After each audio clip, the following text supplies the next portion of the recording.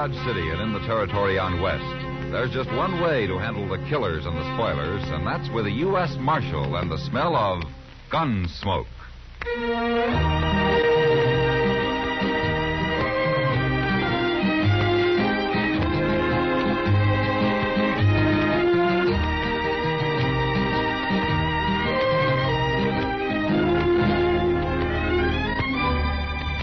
Gunsmoke, starring William Conrad. The story of the violence that moved west with young America. The story of a man who moved with it. Matt Dillon, United States Marshal.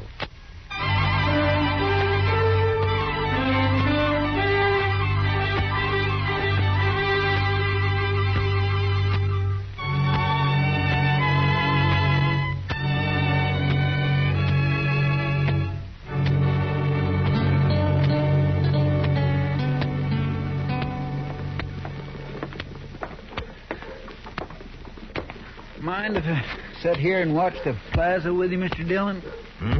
Oh, sure. Sit on, Chester. Sit on. I got spring fever, I guess. Yeah, I guess everybody has. That'll change soon enough. It will? Sure. As soon as the first trail herd hits Dodge. Yeah, I suppose. Them Texas cowboys. Mr. Dillon, they all ought to be hobbled and have one arm tied behind their back all the time they're here. Oh, I don't know, Chester. They're just troublemakers, sir. They're bad enough at home, but they're worse away from it. Well, there are plenty of bad men who never saw Texas. Yes, and there are darn few Texans who ain't bad. Where'd you say you're from, Chester? Well, Waco. But that don't change my opinion one bit, Mr. Dillon. In fact, it just proves I know what I'm talking about. Yeah, here comes a Texan now, Chester. Look at his rig. Yes, sir, it sure is. Now, what's he doing here? Looking for somebody to shoot, according to you. You know him? No, sir, I don't. But then most everybody I knew in Texas has been hung by now. I'm looking for the U.S. Marshal. You're wearing a star, so maybe you're him. Sit down, stranger. You Matt Dillon? That's my name. All right. I'm Phil Jacks. I'm with a herd of 3,000 San Saba cattle about 5 days' drive from here. The name of the trail boss is Dolph Quince. Dolph Quince? Oh, he was up here last year. Give him my regards, will you? You give them to him, Marshal. Well, I'll be glad to. He'll be here in about 5 days, you say? He will if we don't run into any more trouble. He said for you to ride back with me, Marshal. No? What did he say, why?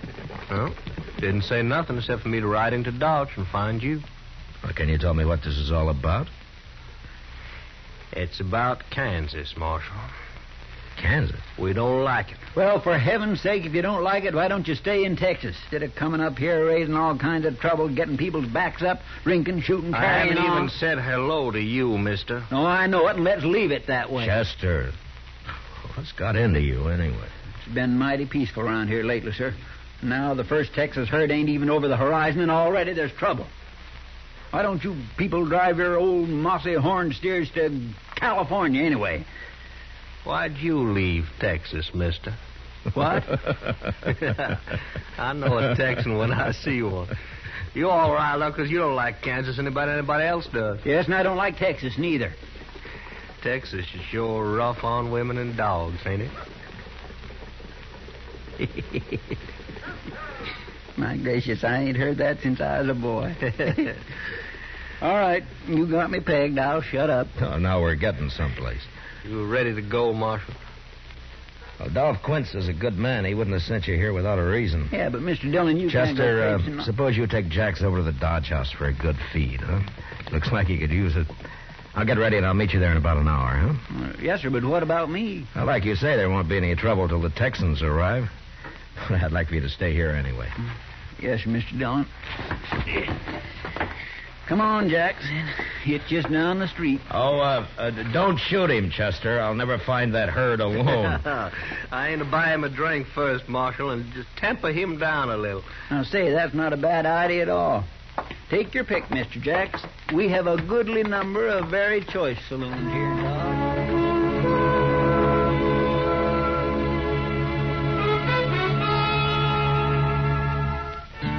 I hadn't been out on the prairie for some weeks, and I found its usual monotony broken a little by the freshness of spring, with great patches of green standing out against the natural sunburnt color of last year's grass. We rode over about 30 miles of it before dark, and Jax figured we'd find the San Saba herd by evening the next day. And sure enough, an hour or two after we'd crossed the Cimarron next afternoon, we spotted the herd's dust ahead of us. We rode up to the chuck wagon just as the cook was hollering for the men to come and get it.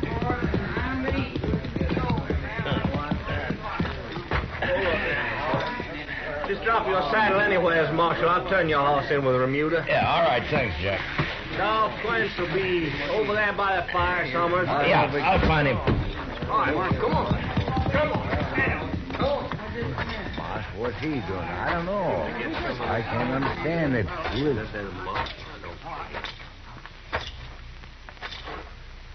It sure is. What's he doing here? Looking for somebody to shoot, according to... Camp, ask the cook for a plate. Oh, thank you. Yeah, I'll go with you. I need some more coffee.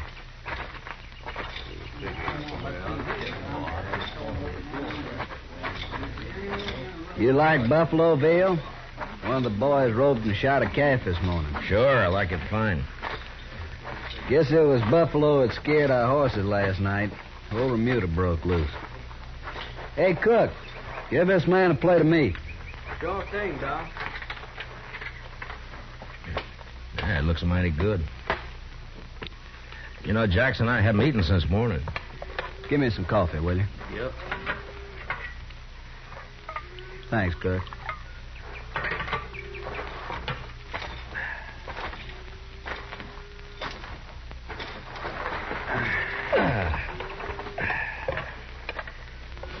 Nesta woman came to the bed ground before daylight this morning. Oh? Yeah, I had a boy with her driving a wagon. Asked if we had any little calves that had been dropped during the night. Well, she probably picks up calves from all the herds that pass this way, huh? And we'd have to get rid of them anyway. So I let her have them. Even if she was a Kansan. Oh? Where was her husband? Dead, according to the boy. Oh, I see. You know, if there'd been a Kansas man asked for calves, I don't think I could have talked these boys into allowing it. Oh, is that so? It sure is, Marshal. Say, you got any tobacco? Mine's a mite dry. Oh, yeah, sure. Oh. There you are. Here. Fix yourself a smoke. Thanks, Marshal. Tell me, Dolph, have you seen any Kansas Jayhawkers on the way up?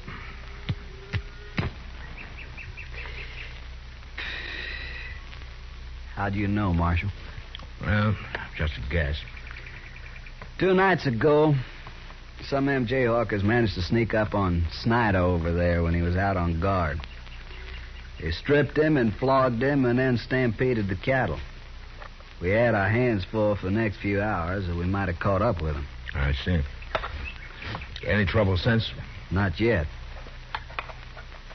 Dolph, the ordinary Kansan hates Jayhawkers as much as you do. They're nothing but shifty, murderous criminals. They got started on the Missouri border during the war, and they got the taste of blood in their mouths, and, well, now it's like they got no place to go. We can show them a place. Yeah, they're bandits, that's all. You got bandits in Texas. That doesn't make every Texan one, does it? It's kind of hard to make the men see that, Marshal. Yeah, I know. I'll join you, if you don't mind. Sit down, Jack. Yeah.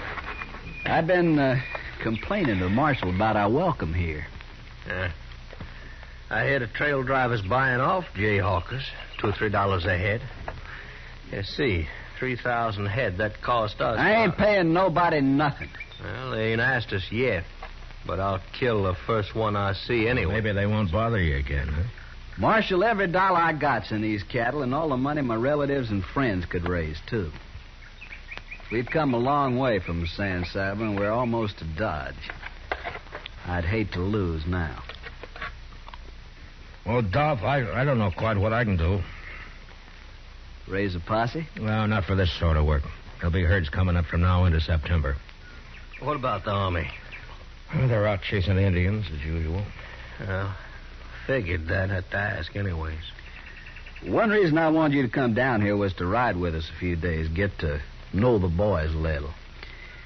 They're in a bad temper, and when they hit Dodge, they're going to be looking for Kansas scalps. I'll ride with you. I figured you would. You see, Marshal, the way we look at it, the good citizens of Dodge are out to fleece us anyway, and on top of that, they hire gunfighters to shoot us as soon as we kick up our heels a little. All in all, it makes for bad feeling. Well, there's some misunderstanding on both sides, I guess. Yeah, you and I know that. Hey, Cook, give this man a plate of meat. Sure thing, Doc. Over there and ask for a job. I told him to eat first. Must be crazy. Where is he? I'll go get it. Dolph, I'd like to stand guard tonight, huh? No need for that. Well, if I'm riding with you, I'll do my share of the work. All right. You go out with the second watch. The Wrangler will give you a night horse. Thanks. Yes, Dolph. This here's Dolph Quince, trail boss. Mr. Quince. Quince will do. Well, my name's Studer. Carl Studer. You lost? I don't know what you mean. Well, do you know we're only 4 days' drive out of Dodge? I was wondering if you could use a hand. For 4 days? That'd help. You must be awful hungry. I thought maybe you'd be driving past Dodge. Well, I'm not. We'll feed you from here to Dodge if you work. I won't pay you anything, though. I haven't got the money, and I don't need a hand anyway. Thank you. Hey, by the way, where are you from? Colorado? And you ain't a Kansan? No. Good. Maybe the boys won't tear you apart. You'll be on the third watch tonight, Studer. All right. There's the sort of man spends his whole miserable life just looking for salt pork and sundown. Yeah. If that's all he's looking for. What do you mean? Oh, just an old habit of mine, Dolph. I wouldn't still be alive if I trusted everybody on first sight. You don't trust this fella? No, he's probably all right. Still, I'd keep him in camp, unless it's daylight. How come? I wouldn't put him on night guard, Dolph. All right. Marshal, I always thought I led a hard life. Till now, I think you beat me. Well, I got shot at more than you, that's all. Maybe that's it. You better stretch out somewhere. You'll be out singing to those cow brutes in 2 hours. Yeah. Well, I'll see you later, Dolph. Breakfast at 4. You'll find it don't take long to stay all night at this ranch.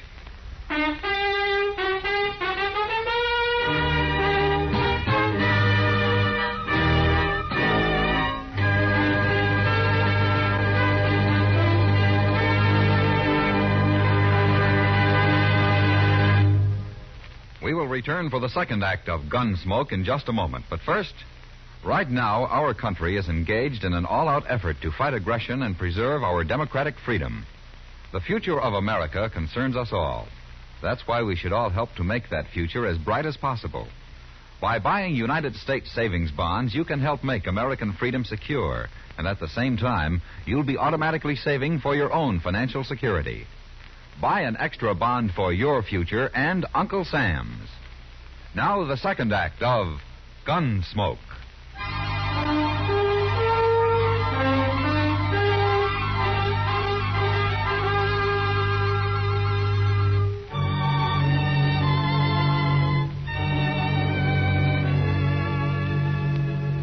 I didn't have much chance that night to get to know the boys.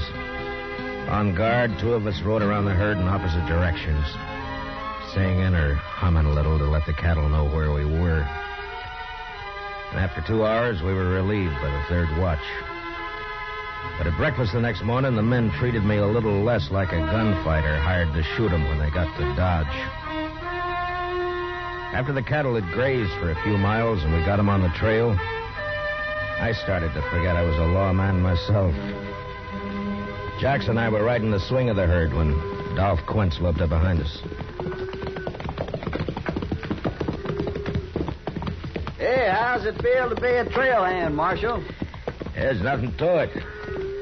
But I could sleep all winter like you do. When would you spend your money? I already offered to trade jobs with him, Marshal. Dolph, you know where I found him in Dodge? Hanging a horse thief, I hope. Yeah, not likely. Sitting idle in a chair, taking in the sun like an old man. Don't let it fool you, Jax. I've seen him move. Hey, you two crossed the Cimarron yesterday. What's it like? Oh, the water's gone down. You won't have any trouble. I was also thinking about the sand. It was sound where we was, Dolph. Then we'll cross right there. You go up ahead and ride point, Jax. Lead us to it.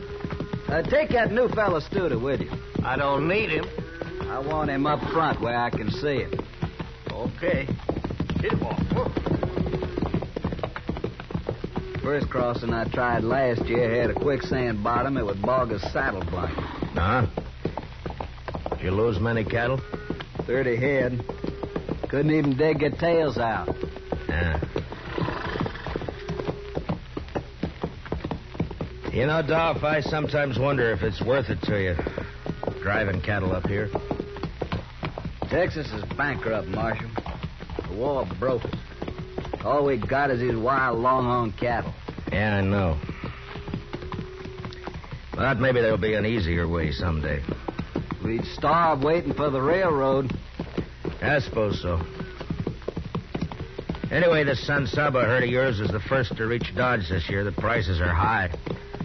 You ought to profit $20 a head. I hope so. What's Dodge like now? Been a year since I was there. Well, it's double its size. They got a new restaurant, a place called Delmonico's. Got about 5 new saloons. Well. A new barber shop. With money in your pocket, Dodge could offer high-class entertainment. Almost anything you want. The boys will be glad to know. Hey, it's up ahead. Come on, hurry! What? We will return for the second act of Gunsmoke in just a moment. But first, right now, our country is... There's Jack's lying on the ground. They shot him, Marshal. The man with the blanket, that's Studer. I'm going after him, Doc. You take care of Jax. There go the cattle. Head off. Get him, Marshal. Get him alive. I'll get him.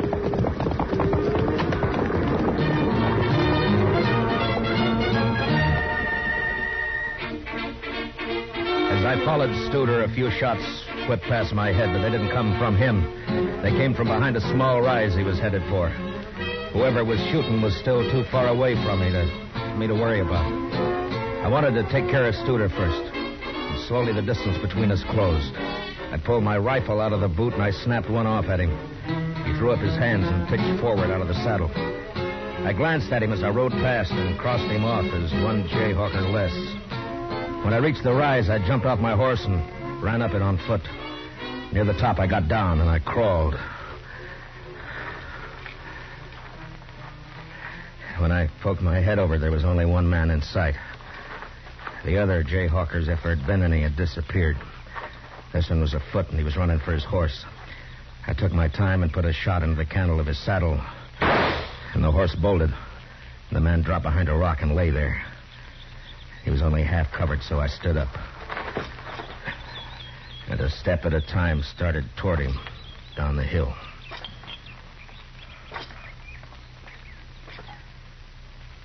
That's far enough, mister. Go on back.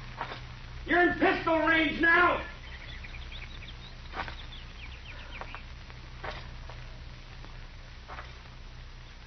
Stand right there, you.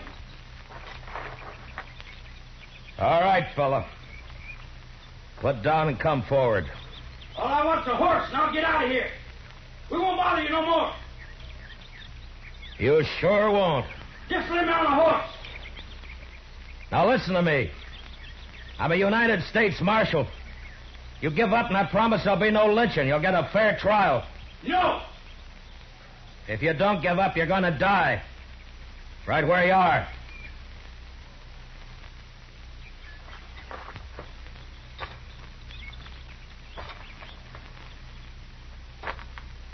Let me go, I'm warning you.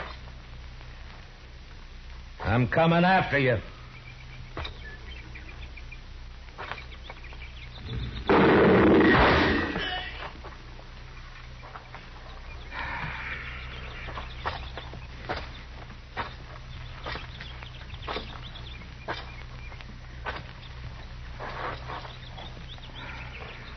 You just had to try it, didn't you?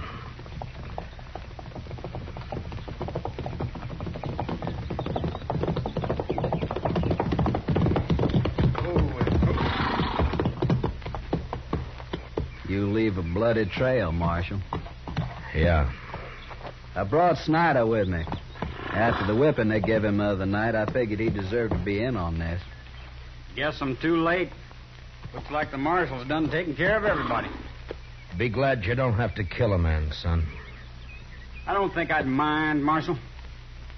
Yeah, I know. Tell me, Dolph, how's Jax? Dead. No. Studer shot him in the back of the head. He was a good man. The boys have got the lead cattle turned. We'll let them mill around for an hour and then graze them out. Good. I left my horse over the rise there, Snyder. Would you get him for me, please? Yeah, sure. Come on.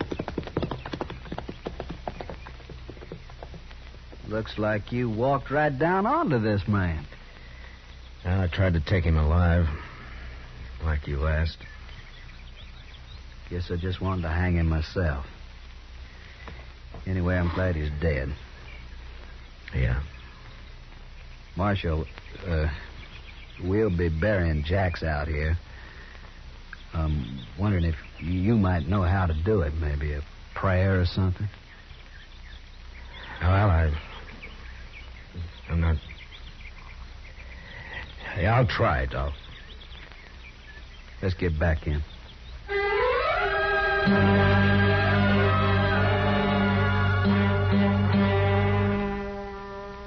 When we got back to where Jax had fallen, the cook had driven the chuck wagon up and was busy fixing coffee for the men, even though it was far from noon. The cattle were spread out and feeding now. And one by one, the men rode up, sober and quiet, with just a glance at Jax where he lay covered by his saddle blanket. A grave was soon dug, and with the end gate of the chuck wagon for a headstone, Phil Jax was placed in the ground and covered with prairie earth. Their hats in their hands, the Texas men watched in silence.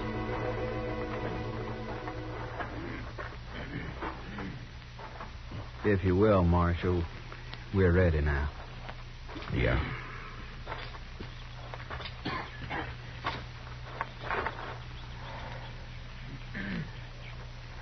We brought nothing into this world. Neither may we carry anything out of this world. The Lord giveth, and the Lord taketh away.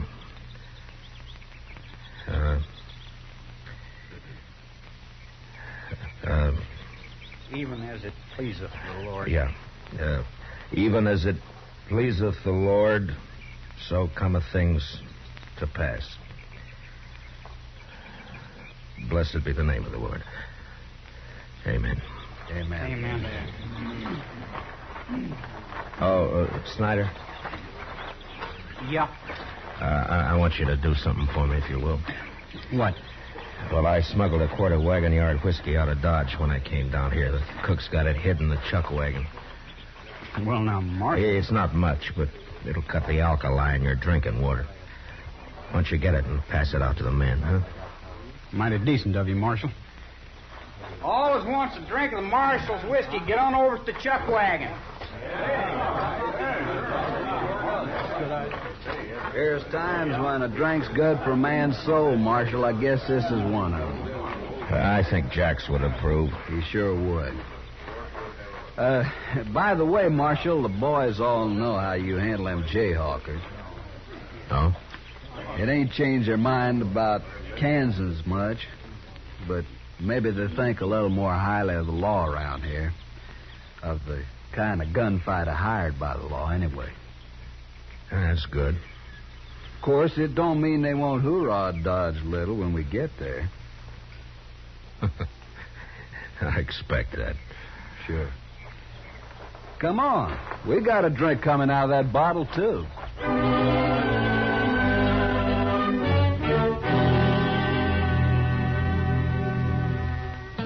3 days later, the San Saba herd reached Mulberry Creek, about 10 miles south of Dodge. And Dolph Quince decided to hold it there till he got it sold. So I said goodbye to the men and rode on into Dodge ahead of them. We'd meet again. In the plaza, at the Texas Trail, at the Alafraganza. And I was sure of one thing. Short of gunplay, that particular bunch of Texas cowboys were going to be allowed to hoorah Dodge unmolested.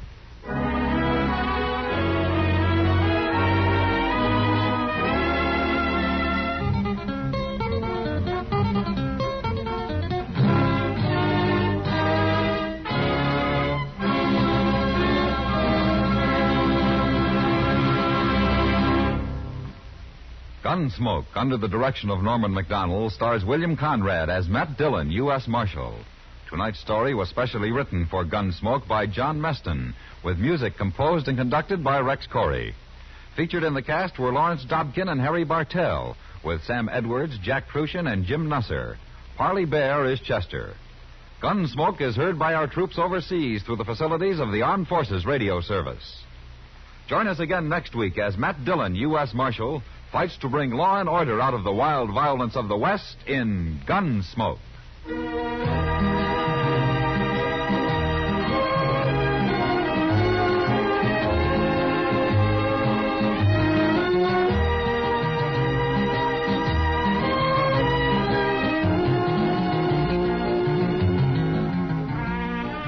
Tomorrow evening, the Edgar Bergen Show with Charlie McCarthy presents a drama titled The Blue Egg of Happiness as its own comical Easter observance.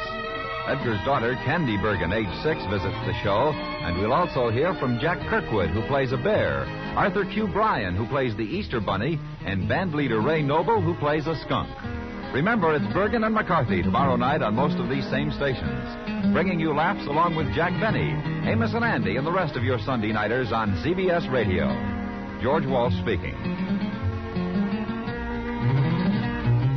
America's 45 million radio families listens most to the CBS Radio Network.